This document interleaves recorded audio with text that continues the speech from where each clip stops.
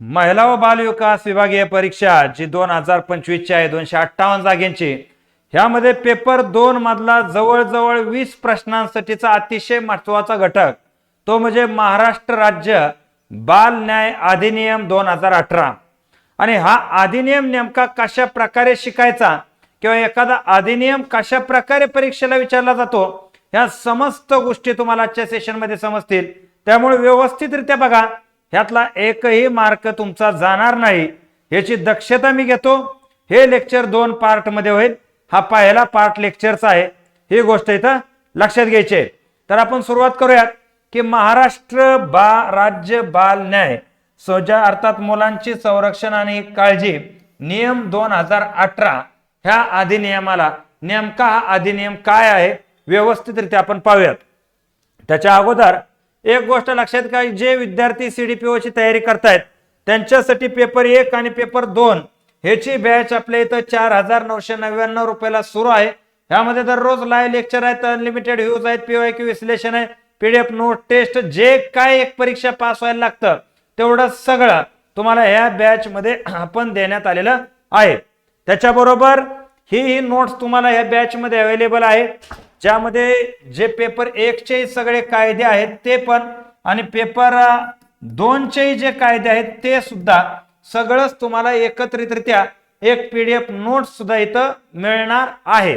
चलो, तर हा अधिनियम पाहण्याच्या अगोदर आपण जर पाहायचं झालं तर भारतामध्ये बाल न्याय अधिनियम 2015 आलेला होता. हा बाल न्याय 2000 अधिनियम जो 15 आलेला होता, आपल्या भारत सरकारने आणलेला होता. ह्या नियमा आधारित प्रत्येक राज्याला आपला आपला बाल संरक्षण नियम हे बनवायची जबाबदारी दिली होती. महाराष्ट्राने हे बनवायला 2018 वेळ आणली आणि भारताच्या या नियमाच्या आधारावरती आपला सुद्धा एक नियम तयार केला. आता हा बाल न्याय अधिनियम 2015 जो आहे हा नेमका बनलाच कसा ह्याची इतिहासाचं थोड्यात जाऊन आपल्याला पाहायचं आहे. म्हणजे बघा, हे जे लेक्चर आहे लेक्चरचा टप्पा तुम्हाला सांगतो कसा आहे. जो आपला महाराष्ट्र राज्याचा बाल न्याय नियम अधिनियम जो आहे, ह्या अधिनियम 2018 इथपर्यंत पोहोचण्यासाठी 2015चा हा नियम फार महत्वाचा आहे. आणि 2015चा हा नियम बनण्यासाठी याचा पूर्व इतिहास सुद्धा आपल्याला माहित असणं अत्यंत आवश्यक असतं. का तर हे ओझरते मुद्दे असतात, ते माहिती असावं लागतं, तरच हा अधिनियमाचं गांभीर्य आहे हे गांभीर्य आपल्याला इथं येत असतं. आता ह्या अधिनियमामध्ये जर आपण पाहायचं झालं तर पहिला अभ्यास करताना आपल्याला पाहावं लागेल हा बाल न्याय अधिनियम 2015 जो आहे हा बघा नेमका काय आहे. तर ज्याला आपण juvenile justice care and protection of children act 2015 असं आपण म्हणतो. म्हणजे हा जो कायदा आहे भारतातील सर्वात आधुनिक आहे, संवेदनशील आहे, बालमैत्रीपूर्वक कायदा आहे. परंतु या कायद्यामुळे जवळजवळ 170 वर्षाचा इतिहास आहे. म्हणजे हा 170 वर्षाचा इतिहास जोपर्यंत समजणार नाही हा 2015चा अधिनियम समजायला, तोपर्यंत महाराष्ट्राचा रूल पण आपल्याला समजणार नाही. ज्यावेळेस दिल्लीमध्ये 2012ला निर्भया हत्याकांड झालेलं होतं आणि निर्भया हत्याकांड मध्ये एक आरोपी 16 वर्षाचा होता त्यातला, आणि सगळ्यात जास्त त्या मुलीबरोबर हिंस्र पद्धतीनं तो आरोपी वागलेला होता. आणि इथून पाठीमागचे ऍक्ट जे सांगत होते की बाल गुन्हेगार आहेत हे सुधरू शकतात, त्यांना सुधारगृहात ठेवलं पाहिजे. परंतु त्यानं केलेला जो अपराध आहे तो अपराध पाहता असं दिसत होतं की ह्याला खरंच ठेवला पाहिजे का नाही ठेवला पाहिजे, आणि हे अवलाद जास्त दिवस जगून तरी करणार काय. आणि या संदर्भात भारताला आपला पूर्ण इतिहास आहे कायद्याचा हा चेंज करायला भाग पाडलं 2000 प्रकारच्या 2012 मधल्या निर्भया बलात्कार आणि हत्याकांड प्रकरणानंतर. मग आता हे अगोदर भारतात 2015च्या आधी चालत काय होतं बालकांसाठी ते पाहणं फार आवश्यक आहे. आता यामध्ये जर सगळ्यात पहिला टप्पा आपण पाहायचा झाला तर ह्याचे 2 भाग आपण करू शकतो. ब्रिटिश कालीन जो भाग आहे तो आणि 1947 नंतरचा एक भाग, अशा 2 भागामध्ये आपल्याला बालकांसाठी काय काय केलं जायचं हे पाहणं फार गरजेचं ठरेल. आता ज्यावेळेस ब्रिटिश भारतात आले त्यावेळी भारतामध्ये कायद्याचं राज्य स्थापित व्हायला सुरुवात झाली. कायद्यानुसार नियमानुसार एक राज्य तयार व्हायला सुरुवात झाली. त्यामध्ये सगळ्यात पहिल्यांदा या ठिकाणी कायदा करण्यात आलेला होता बालकांसाठी शिकाऊ कामगार अधिनियम 1850, ज्याला अप्रेंटिस ऍक्ट 1850 असं आपण म्हणतो. आता ह्यामध्ये आपण पाहतो की बालकांना प्रशिक्षित करून श्रमिक बनवणं, म्हणजे ह्यामध्ये आपण पाहतो नेमकं काय होतं, यांना म्हणणं काय होतं ब्रिटिशांचं, या कायद्याच्या पाठीमागचा एक विषय सांगतो. ज्यावेळी ब्रिटिश भारतात आले, भारतामध्ये त्यांना कामगार फार कमी पडायचे. रेल्वेचे ट्रॅक वगैरे टाकायचे होते, बऱ्याचशा गोष्टी करायच्या होत्या, त्यांना कामगार काही प्रॉपर मिळत नव्हते. त्यावेळेस जर असेच कामगार तिथं कामाला लावले तर त्यात काय फायदा त्यांना मिळत नव्हता. आणि ब्रिटनमध्ये ऑलरेडी बालकांना कामावर लावणं या गोष्टीवरती बंदी होती, परंतु भारतामध्ये ते करून त्यांना चालणार नव्हतं. म्हणून त्यांनी तिथे एक नियम काढला होता की शिकाऊ कामगार अधिनियम. जिथं जिथं कारखाना आहेत, जिथं जिथं मशिनरीज आहेत, जिथं जिथं या ठिकाणी आपण त्यांची टेक्नॉलॉजी म्हणतो ती टेक्नॉलॉजी आहे, ह्या टेक्नॉलॉजीमध्ये बाल कामगार अलाव करायचा नाही असं ब्रिटनने यांना सांगितलेलं होतं. मग यांनी तिथे एक कायदा केला, त्याला अप्रेंटिस ऍक्ट 1850 म्हणतात. त्या कायद्यानुसार असं सांगितलं, आम्ही जरी हे बालक आहेत तरी वेल ट्रेन बालक आहेत, पूर्णपणे यांना आम्ही हे काम शिकवलेलं आहे, त्याच्यामुळे यांच्यासाठी हा धोका ठरणार नाही, यांच्यासाठी हे काम धोकादायक ठरणार नाही. आणि म्हणून त्यांनी हा नियम आणला होता शिकाऊ कामगार अधिनियम 1850. याचा उद्देश होता बालकांना प्रशिक्षित करून श्रमिक बनवणं. यामध्ये बालकाचं संरक्षण, सुरक्षितता, पुनर्वसन याचा कोणताही विचार केलेला नव्हता. म्हणजे बाल हक्क म्हणून आपण जे एखाद्या बालकाकडे पाहतो अशा कोणत्याही गोष्टी या कायद्यामध्ये नव्हत्या. फक्त यांना दाखवायचं होतं आम्ही उगाच या ठिकाणी कुणालाही कामावर ठेवत नाही, ट्रेनिंग देऊन ठेवतोय, अर्थात त्यांना तिथं धोका असणार नाही, का तर ते ट्रेनिंग घेतलेले कामगार असणार आहेत. हा पहिला विषय झाला की शिकाऊ कामगार अधिनियम 1850. आता यानंतर भारतामध्ये आपण पाहतो की जो 1881 ला एक ऍक्ट बनला होता, हा ऍक्ट लॉर्ड रिपन बनवला होता. कोणी? Lord Ripon. ह्याला आपण पाहतो रिपनला पहिला आपण पाहतो जो भारताचा कामगार कायदा जो आहे हा कामगार कायदा बनवण्याचं श्रेय जातं. ह्या कामगार कायद्यामध्ये त्यानं काय सांगितलं होतं बघा, 12 वर्ष खालील मुलांना कुठेही कामावर ठेवण्यास बंदी घाला. म्हणजे प्रशिक्षण ह्या गोष्टी तुम्ही इथं बोलूच नका. हा जो 1881 ला पहिला कामगारांच्या हक्काच्या संदर्भात कायदा आला, 1882 ला हा कायदा लागू झाला आणि पहिल्यांदा इथं बालकांच्या संदर्भात बोलण्यात आलं की कुठल्याही कामावरती 12 वर्षाच्या आतलं बालक जे आहे हे ठेवता कामा नये. आणि इथून पुढे बालकांसाठी ह्या ठिकाणी कायदे करायची एक प्रक्रिया किंवा त्यांना विचारात घेऊन कायदे करायची प्रक्रिया इथं तयार झाली.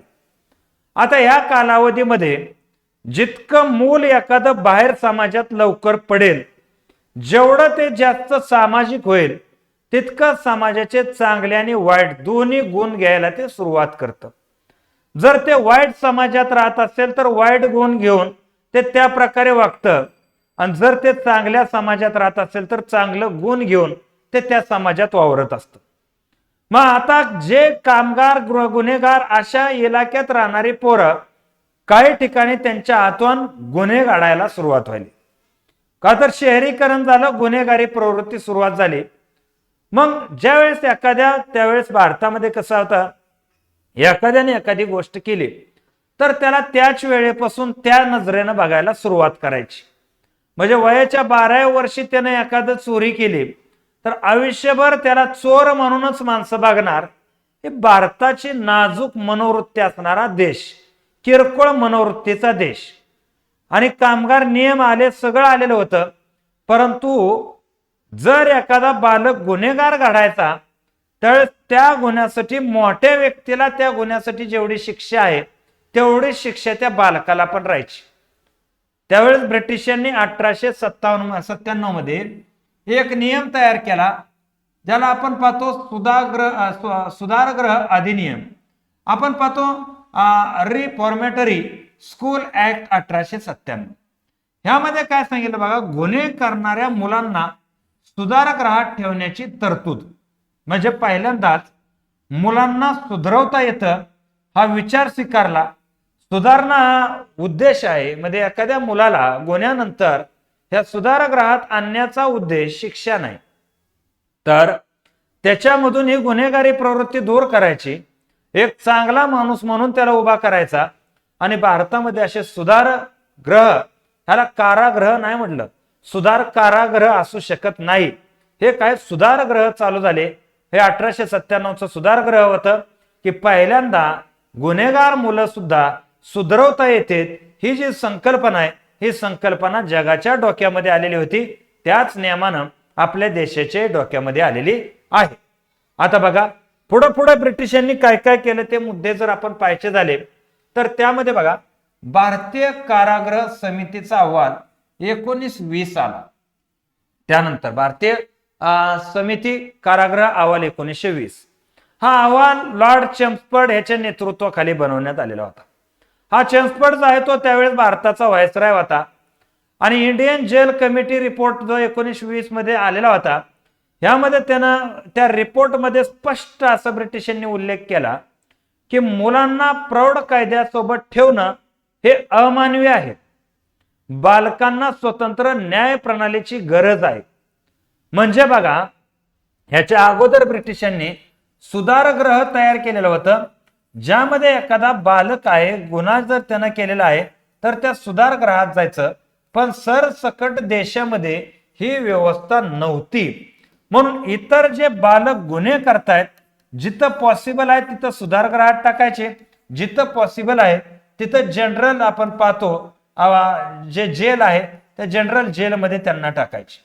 आता मुळात काय बघा, मी पहिल्यांदाच तुम्हाला एक गोष्ट बोललो होतो, ती गोष्ट अशी होती की एखादं लहान मूल ज्या वातावरणात राहतं त्याच वातावरणाचं ते बनत जातं.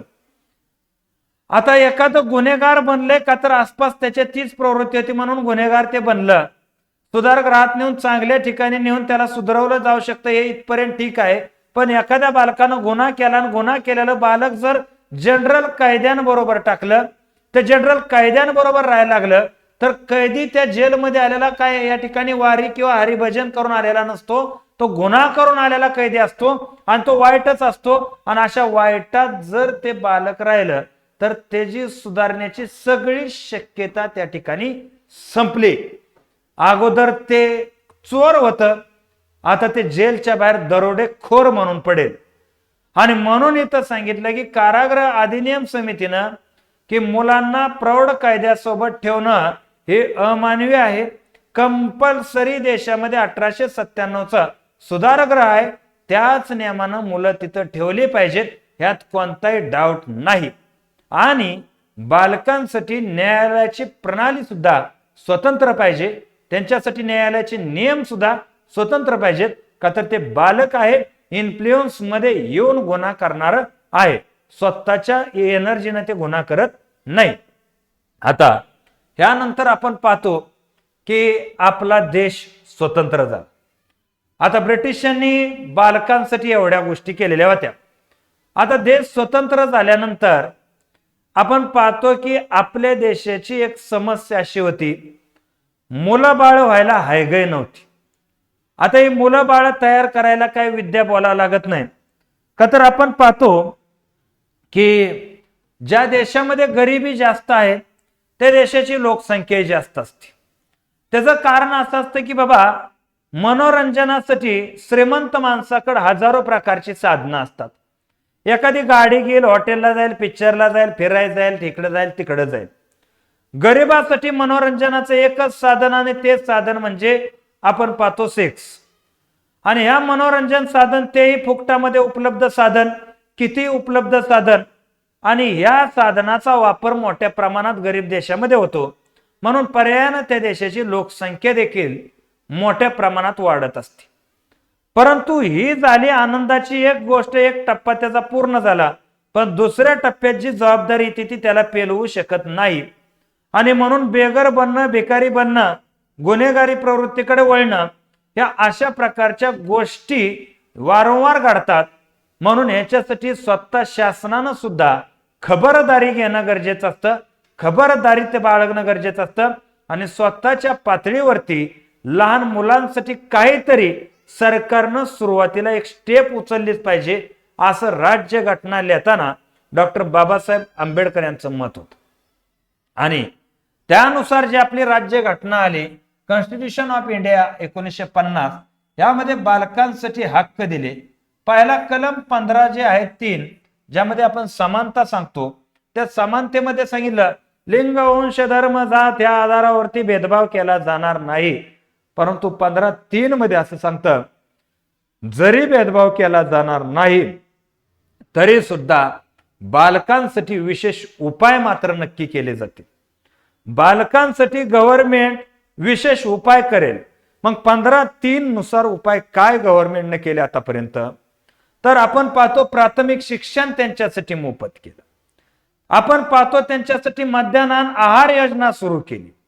आपण पाहतो त्यांच्यासाठी आपण ज्या काय फॅसिलिटीज वगैरे, हॉस्पिटल वगैरे, बऱ्याचशा योजना वगैरे आपण म्हणतो, त्या बालकांसाठी विशेष उपाय म्हणून आज गव्हर्नमेंट करत आलेला आहे की या माध्यमातनं बालकांच्या आयुष्यात कुठं ना कुठं कधीतरी बदल नक्कीच घडल अशी अपेक्षा आहे. हे 15(3) नुसार. कलम 24 मध्ये तर डायरेक्ट सांगितलं बालमजुरीवरती बंदी. आणि आपल्या देशामध्ये बालक हा 18 वर्षाचा मानलेला आहे. कधी? सन 1900 या ठिकाणी 78 मध्ये बालक ही संकल्पना अशी आलेली आहे, ज्याचं वय 18च्या आत आहे ते नाबालिक म्हणून कन्सिडर केले जातील. आणि असे नाबालिक लोक ट्रेनिंग असो ट्रेनिंग नसो, त्या कामासंदर्भात माहिती असो कामासंदर्भात माहिती नसो, त्याला बालमजूर म्हणून घेणं, त्याला बालमजूर म्हणून सक्ती करणं, असं जर कुठं आढळलं तर डायरेक्ट आपण पाहतो त्याच्या मूलभूत कर्तव्याचं किंवा मूलभूत हक्काचं तुम्ही उल्लंघन केलेलं आहे असंच मानून त्या व्यक्तीला शिक्षा केली जाईल. त्या व्यक्तीला काय शिक्षा केली जाईल. त्यानंतर कलम 39E ते F मध्ये सांगितलं बालकांचं सुरक्षित जीवन देणं हे प्रत्येक सरकारचं आद्य कर्तव्य आहे. दणकून काम आहे, दाबून काम आहे की बालकांचं सुरक्षित जीवन हे त्याला नीटनेटकं प्राप्त झालंच पाहिजे, असं या ठिकाणी मत आहे. त्यानंतर मार्गदर्शक तत्वामधला 39 आहे 45 आहे, यामध्ये बाल शिक्षण हा पण एक प्रकार येतो. लहान मुलांचं शिक्षण ह्याच्या संदर्भात आपण पाहतो 2002 ला 86वी घटना दुरुस्ती केली आणि त्यामध्ये सांगितलं 6 ते 14 वयोगटातील मुलांना शिकणं. त्यामध्ये कलम 21A वाढवलं आणि सांगितलं की लहान मुलांचं शिकणं 6 ते 14 वयोगटातील कंपल्सरी हक्क आहे. आणि कलम ह्या ठिकाणी 51A मध्येही वाढ केली आणि त्यामध्ये सांगितलं की प्रत्येक पालकाचं कर्तव्य आहे, 2002 साली पालकाचं सुद्धा कर्तव्य आहे, त्यांच्या मुलाचं 6 ते 14 वय असेल तर त्याला कंपल्सरी पालकांना शिकवलंच पाहिजे.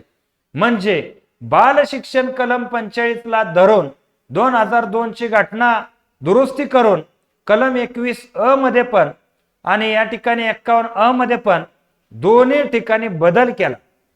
कलम 21 मध्ये आणि 51A मध्ये बदल केला आणि 6 ते 14 वयोगटातील पोरांना शिकणं हे त्यांचा हक्क आहे हे 21A सांगतं. आणि 6 ते 14 वयोगटातील पोरांना शिकवणं हे मूलभूत कर्तव्य 11 नुसार ऍड केलं. प्रत्येक आई वडिलाचं कर्तव्य आहे आणि शासनाचं सुद्धा कर्तव्य आहे की अशी मुलं जर बाहेर कुठं दिसतील तर त्यांचं एज्युकेशन झालंच पाहिजे. हे राज्य घटनेमध्ये बालकांसाठी केलेल्या तरतुदी होत्या. आता तरतुदी जरी झाल्या तरी त्या संदर्भातले प्रॉपर कायदे जोपर्यंत होत नसतात, जसं की कलम 17 अस्पृश्यता पाळणं बंदी आहे आणि केलीच एखाद्यानं अस्पृश्यता तर करायचं काय, मोठा विचार आहे ना. हा बंदी होती पण तू केलं, आता करायचं काय, म्हणून त्यावरती कायदा बनवावा लागतो. जोपर्यंत त्यावरती कायदा बनत नाही तोपर्यंत त्याला अर्थ उरत नाही. म्हणून राज्यघटनेने एवढं सगळं करून ठेवलेलं होतं. त्या आधारावर काय कायदे गव्हर्नमेंटला बनवणं गरजेचं होतं आणि त्यानुसार बालक अधिनियम 1960 बनला, ज्याला चिल्ड्रन ऍक्ट 1960 आपण म्हणतो. हा भारत सरकारनं बनवला होता आणि सांगितलं प्रत्येक राज्यानं बनवा, का तर आपल्या घटनेनं बालकांसाठी खूप काय दिलेलं आहे आणि ते दिलेलं जर परिपूर्ण करायचं असेल तर अधिनियम पाहिजे. त्या अधिनियमात मुलांचं संरक्षण झालं पाहिजे, पुनर्वसन झालं पाहिजे, ह्याच्यासाठी हा कायदा होता. अनेक राज्यानं स्वतःचे स्टेट चिल्ड्रन ऍक्ट बनवले, पण देशात एक संधाशी प्रक्रिया आणायला म्हटलं सरकार असमर्थ ठरलं आणि बालकांसाठी एक संधाशी प्रक्रिया मात्र इथं तयार होऊ शकली नाही. त्यामुळे राज्यघटनेमध्ये किती आर्टिकल टाकले तर त्याचा वापर आतापर्यंत तरी प्रॉपर होताना दिसत नव्हता. आता त्यानंतर आपण पाहतो एक फार मोठा कायदा यांनी तयार केला आणि हा कायदा आपल्या देशातील पहिलाच एक मोठा कायदा, ज्यामध्ये बालकांसाठी ब्रिटिशांनी 1919 मध्ये जी गोष्ट सांगितली होती ती कधी लागू झाली, आता 1986 मध्ये. 1919 मध्ये सांगितलं होतं की एक ज्युवेनाईल कोर्ट म्हणजे लहान मुलांसाठी स्वतंत्र कोर्ट पाहिजे. त्यानंतर ऑब्झर्वेशन होम्स पाहिजेत, ज्याला आपण बाल सुधार किंवा बाल निरीक्षण गृह म्हणतो, असे पाहिजेत. आणि या ठिकाणी आपण पाहतो हा जो कायदा होता हा पहिला कायदा होता, ज्याला पहिला राष्ट्रीय काय ज्युवेनाईल जस्टिस ऍक्ट, काय ज्युवेनाईल जस्टिस ऍक्ट हा पहिला कायदा, इथं जे ऍक्ट म्हणून हा कायदा आहे 1986 चा इथं बनवण्यात आला. परंतु जर आपण पाहायचं झालं की ह्यामध्ये एकंदरीत जर काय गोष्टी विचारात आपण घेतल्या तर ह्यामध्ये बरेचसे चेंजेस होते. म्हणजे ज्यामध्ये आपण जे बाल न्यायालय, बाल गुन्हेगार, युवक ह्यामध्ये जे फरक पाहिजे होते हे फरक स्पष्टपणे दिसत नव्हते. म्हणजे कायदा होता की यामध्ये लहान मुलांसाठी स्वतंत्र न्यायालय आलेलं होतं, ऑब्झर्वेशन होम्स, ज्युवेनाईल होम्स हे तयार केले, परंतु बरेचसे प्रश्न अजून अनुत्तरित होते. आणि अनुत्तरित प्रश्नाचं उत्तर म्हणजे ह्या ठिकाणी हळूहळू पुढचा टप्पा म्हणजे आपण पाहतो की एक घटना घडली आंतरराष्ट्रीय लेवलला. युनायटेड नेशन जो चिल्ड्रन आपण पाहतो, United Nation conservation of children rights हा जो ऍक्ट आहे, United Nation conservation of rights of children, children rights काही याला म्हणू शकता. तर हा एक कायदा, जसं युनायटेड नेशननं पर्यावरण परिषद आयोजित केलेली होती की जगातल्या सगळ्याच राष्ट्रांना पर्यावरणाचं संरक्षण ही गोष्ट जर डोक्यात घेतली तर ही गोष्ट नक्कीच आपण पाहतो परिपूर्ण होऊ शकते, तरच ते लागू होऊ शकते. नाहीतर एक देश प्रदूषण करायचा आणि दुसरा देश संरक्षण करायचा तर त्यानं पर्यावरणाचा बॅलन्स होत नाही. एका देशानं त्यातल्या मुलांना सुधारायचं आणि दुसऱ्या देशानं पोरं बाद करून टाकायची तर सुधारलेल्या देशाचा फायदा होत नाही. आणि म्हणून जगभरात एक बालकांसाठी मानांकन तयार करायचं होतं, बालकांसाठी एक हक्क जे युनायटेड नेशन कन्व्हेन्शन ऑन आपण पाहतो राईट्स ऑफ चिल्ड्रन, थोडक्यात हा करार भारताने 92 ला स्वीकारला आणि यामध्ये 4 स्तंभ होतं. लहान मुलं म्हटलं की पहिलं त्याचा जगण्याचा हक्क तुम्हाला त्याला द्यावा लागेल. आता जगण्याचा हक्क ह्यामध्ये जर आपण पाहायचं झालं तर काय कोण कोणाला जगू नको असं म्हणत नसतं. तर जगण्याच्या हक्कामध्ये जगणं म्हणजे काय, स्वच्छ वातावरण, चांगलं खाणं, पोषण तत्व, ह्या ठिकाणी आपण पाहतो एज्युकेशन, ह्याला जगणं म्हणतात. हे प्रत्येक बालकाला प्राप्त झालं पाहिजे, हे प्रत्येक देशानं लक्षात घेणं गरजेचं आहे. दुसरं प्रोटेक्शन, लहान मुलांचं जे संरक्षण आहे हे संरक्षण घरापासून ते वस्तीपर्यंत देशामध्ये प्रत्येक ठिकाणी ते संरक्षित पाहिजे. आज आपण पाहतो की बऱ्याचशा घरामध्ये सुद्धा लहान मुलांवरती अत्याचार करणाऱ्या प्रवृत्ती समाजामध्ये असतात. समाजामध्ये सुद्धा अशा प्रवृत्ती मोठ्या प्रमाणात असतात. भले ती एक विकृती आहे, लहान मुलांना त्रास देणं, रडवणं. आपण बघा आपल्या आसपास पण विकृत लोक पाहायला मिळतात. विकृत माणूस ओळखायचा कसा, त्याचं एक लक्षण तुम्हाला सांगतो. ज्यावेळेस लहान मूल त्याच्या समोर येतं त्यावेळेस ते तसे असे काहीतरी हावभाव, त्याला घाबरवणं, त्याला खोड करणं, त्याला रडवणं, ह्यामध्ये काय जणाला आनंद येतो. त्याचं गाल वळणं, कान वळणं, म्हणजे त्यानं त्रास झाला पाहिजे, हात झटकला पाहिजे, रडलं पाहिजे. असा माणूस हा विकृत माणूस असतो. काय असतो? याला विकृती म्हणतात. सायकोलॉजीने याला काय म्हणतात? विकृती. अशी विकृत लोक समाजामध्ये मोठ्या प्रमाणात आहेत. अशा विकृतीपासून हायर लेवलच्या विकृती आपण पाहतो असतात. तर या विकृतांपासून त्यांचं संरक्षण झालं पाहिजे. त्यानंतर त्यांच्या विकासाच्या संदर्भात त्यामध्ये एज्युकेशनचा विकास आला, शरीराचा विकास आला, त्यांच्या करिअरचा विकास आला. सगळ्या गोष्टीसाठी जबाबदार देशानं राहावं. म्हणजे खालची लोक वागतीलच, आय बाप सोसायटी, पण ह्याच्यासाठी प्रत्येक देशाने कायदे नियम तयार करावेत असं या ऍक्टचं म्हणणं होतं युनायटेड नेशनच्या.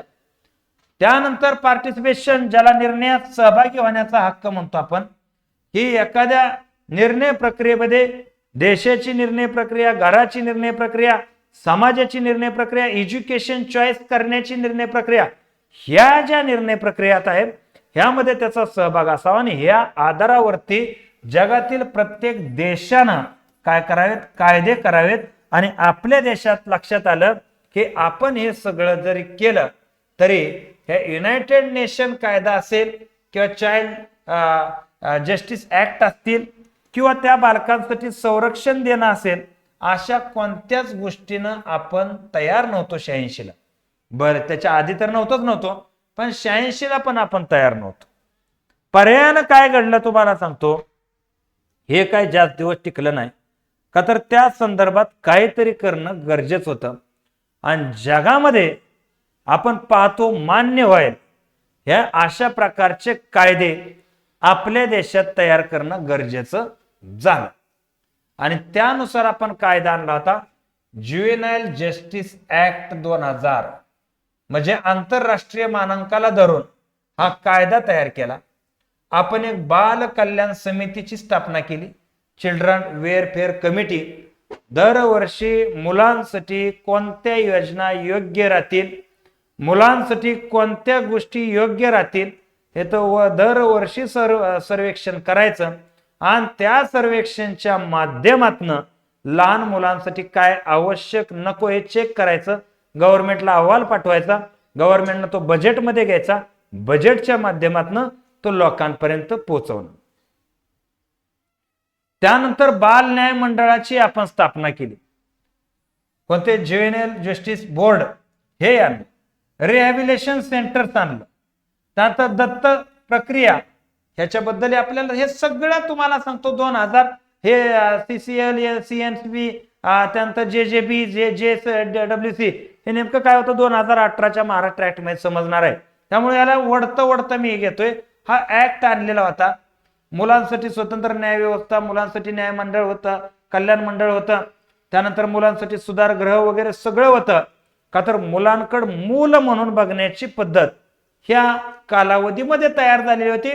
लहान मूल आहे, चुकतं, दुनियादार होतं, हे होतं, ते होतं, मर्डर सुद्धा त्याच्या हातनं होऊ शकतो.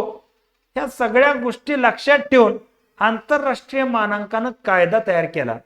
पण तो 2012ची जी घटना घडली, आता म्हणजे आपण पाहतो 2012ची घटना घडली, त्याच्या अगोदर काय घटना होत्या की या सेंटरमध्ये मुलांवर अत्याचार व्हायला लागले. बरोबर आहे. बाल सुधार गृह जे आहेत ह्याच्यावरती मुलांवर अत्याचार व्हायला लागले. लैंगिक शोषण पासून भरपूर बातम्या बाहेर यायला लागल्या 2000 नंतर. त्याच्याबरोबर मुलांची तस्करी, लैंगिक अत्याचारात वाढ, ह्याही गोष्टी दिसायला लागल्या. चाइल्ड होम मध्ये म्हणा, बाहेर म्हणा, कुठेही म्हणा, ह्या सगळीकडेच हे दिसायला सुरुवात झालेली होती. त्यानंतर दत्तक प्रक्रियेत मोठा विलंब झाला. का तर एखादं दत्तक घ्यायचं, दत्तक घेऊन खरंच मूल म्हणून दत्तक घेतलंय का वापरण्याची वस्तू म्हणून दत्तक घेतलंय, ह्याही गोष्टी देशात बऱ्याचशा समोर यायला लागलेल्या होत्या. 2015 मध्ये निर्भया प्रकरण घडलं आणि हे सगळं घडल्यानंतर बालक पण सुरक्षित नाही आणि त्या कायद्यानुसार बालकांना जी सुरक्षा दिली जाते त्या सुरक्षा घेण्याच्या लेवलची बालकं नाहीत काय, अशा गोष्टी लक्षात आल्या आणि 2012ला या कायद्यामध्ये बदल करण्यासाठी प्रचंड मोठा आक्रोश तयार झाला आणि जस्टिस वर्मा यांच्या अंतर्गत एक समिती स्थापन झाली आणि ह्या समितीनं 2015 या ठिकाणी तयार केला कायदा आणि ह्याच कायद्यावर आधारित महाराष्ट्राचा कायदा जो आहे हा आला, तो म्हणजे आपण पाहतो 2018चा कायदा। ह्या कायद्यामध्ये जवळजवळ एक विचार केला आपण तर 9 प्रकरणाचा कायदा, 9 प्रकरण आहेत ही आणि 9 प्रकरण जे आहेत हे 9 प्रकरण टोटल 12 भागामध्ये आहेत आणि हा कायदा आपल्याला शिकणं आहे। हा कायदा शिकला की ऑटोमॅटिकच हा कायदा जो आहे आपला 2012चा भारताच्या संदर्भातला कायदा हा सुद्धा इथं क्लिअर होऊन जातो, म्हणजे ह्याला वेगळ्यानं शिकायची काही गरज नाही। ह्याच कायद्यासारखा सेम कॉपी पेस्ट कायदा 2018चा आपला कायदा आहे। 2018चा कायदा घ्या किंवा 2000 या ठिकाणी 15चा कायदा घ्या, ह्या कायद्यामध्ये कॉमन गोष्टी आहेत। ह्या कॉमन गोष्टी तर लक्षात घ्या की गंभीर गुन्ह्यामध्ये प्रिलिमिनरी असेसमेंट जे काय असतं, प्राथमिक मूल्यांकन ज्याला आपण म्हणतो, हे घडणं गरजेचं आहे। बालकानं गुन्हा केला एवढंच त्याच्या अँगलनं बघू नका, त्या गुन्ह्याचं स्वरूप सुद्धा पाहणं गरजेचं आहे। दत्तक प्रक्रिया पूर्ण भारतातली एकसंध आणि पारदर्शक बनवण्यात आली, त्याच्यासाठी सेंट्रल अडॉप्टेशन रिसोर्स अथॉरिटीची स्थापना केली। त्यानंतर चाइल्ड केअर इन्स्टिट्यूटची स्थापना, CII जे मानांकन आहेत, जे चाइल्ड होम आहेत याची कठोर मानांकन तयार केली आणि जे चाइल्ड फ्रेंडली प्रोसिजर आहे जे तिथं राहण्यासाठी ही अनिवार्य केली आणि बालकाच्या संदर्भात बालकांनी गुन्हा केला किंवा बालक म्हणून त्याच्या अत्याचार झाला किंवा गुन्हेगार बालक नॉर्मल गुन्ह्यामध्ये समोर आलं, या सगळ्यासाठी आज आपल्या देशामध्ये नेमकं काय आहे, यामध्ये तस्करी येते, लैंगिक अत्याचार येतात, A to Z गोष्टी इथे येतात आणि या सगळ्यासाठी आपल्या सरकारनं काय केलेलं आहे हे आता आपण समजून घेऊया। तो कायदा म्हणजे महाराष्ट्राचा आपण पाहतो 2018चा हा अधिनियम। या अगोदर लक्षात घ्या, हे तुम्हाला नक्की लक्षात आला असा अपेक्षित करतो आणि जे विद्यार्थी या ठिकाणी बॅच करू इच्छितात त्यांना अशाच प्रकारचे ह्याच फॉर्मॅटचे सगळेच लेक्चर पाहायला मिळतील का, तर प्रत्येक ठिकाणी तुम्हाला मी अशा प्रकारचे शॉर्ट पॉइंट पण इथं काढून देईल। जसं की आता या कायद्याची समरी आहे, हे जसं की समरी की एकंदरीत 2015 पर्यंत यायला 50चा अप्रेंटिस ऍक्ट, 97चा रिफॉर्मेटिव्ह स्कूल काय होतं, 19चा इंडियन जेल कमिटी रिपोर्ट काय होतं, 60चा चिल्ड्रन ऍक्ट काय होता, 86चा ज्युव्हेनल जस्टिस ऍक्ट काय, 89चा UNCRC काय होतं, 92ला भारतानं स्वीकारलं, 2000ला ते भारतानं कायदा केला, परंतु त्यानंतरच्या गुन्हे वाढले आणि 2015चा ऍक्ट आला आणि 2018ला तो महाराष्ट्रात हा कॉपी पेस्ट झाला। यामध्ये काय काय झालं हे सगळं आपण प्रॉपररित्या नेक्स्ट सेशन मध्ये बघूया। हे सेशन ह्या ठिकाणी मी थांबवतो। जय हिंद, जय महाराष्ट्र।